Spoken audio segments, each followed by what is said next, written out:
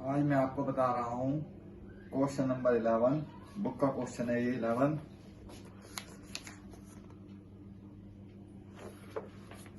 इसमें लिखा है capital investment ₹60 lakhs at the rate of 10 per share, interest rate 12%, rate of tax 50%, डेब्ट equity ratio 2:1।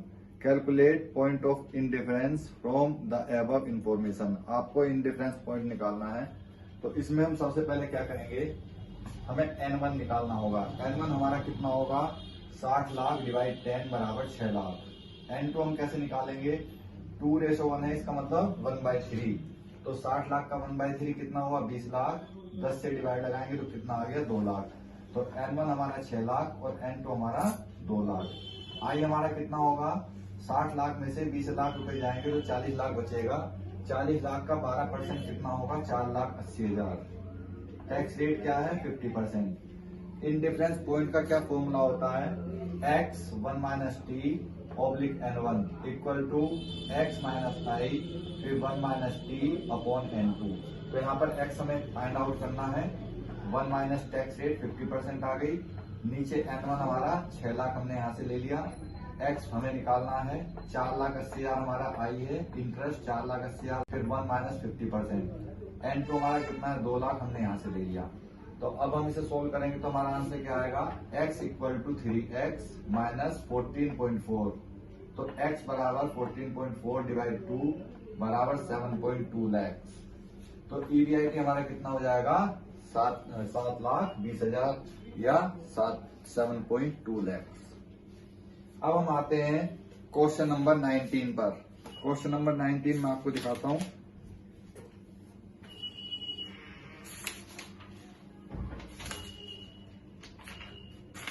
Question number 19 ये है, मैं पढ़ के सुनाता हूं आपको।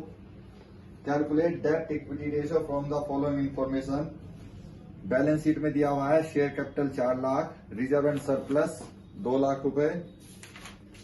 उसके बाद non current liability 1,50,000, current liability 50,000।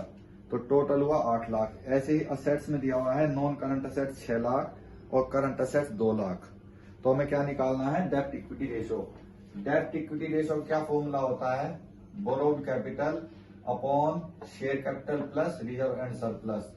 तो बोरोड कैपिटल हमारी कितनी है, 1,50,000 तो नॉन करंट लायबिलिटी और 50,000 रुपए करंट लायबिलिटी के। ठीक, तो ये तो हमारा आ गया बोरोड कैपिटल में।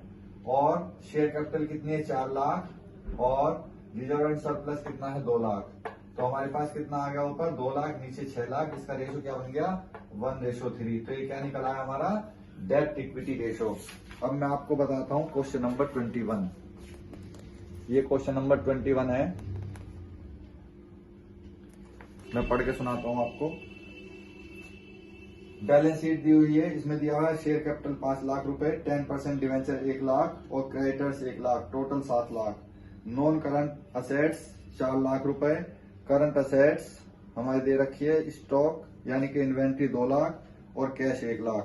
तो 7 लाख ही हो गया। आपको निकालना है, इसमें 3 चीजें निकालनी है, कैपिटल गियरिंग रेशो, डेब्ट इक्विटी रेशो और सोल्वेंसी रेशो। तो सबसे पहले कैपिटल गियरिंग रेशो निकालेंगे। इसका फॉर्मूला क्या होता है, equity capital plus reserve and surplus upon total date plus preference share capital.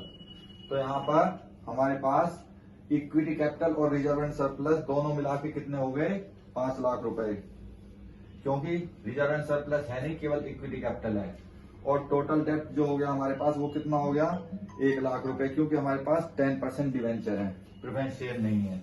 तो इसका रेशो क्या आ गया, 5:1। इसका मतलब कैपिटल गियरिंग रेशो कितना है हमारा, 5:1। अब हम आए दूसरे पर, डेब्ट इक्विटी रेशो।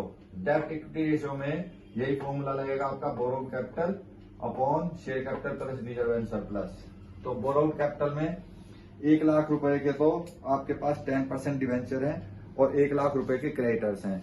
तो टोटल बोरोड कितना हो गया, borrowed capital 2 lakh upon capital कितनी हमारी, 5 लाख। तो हमने इसमें डिवाइड किया तो रेशो आया 2:5।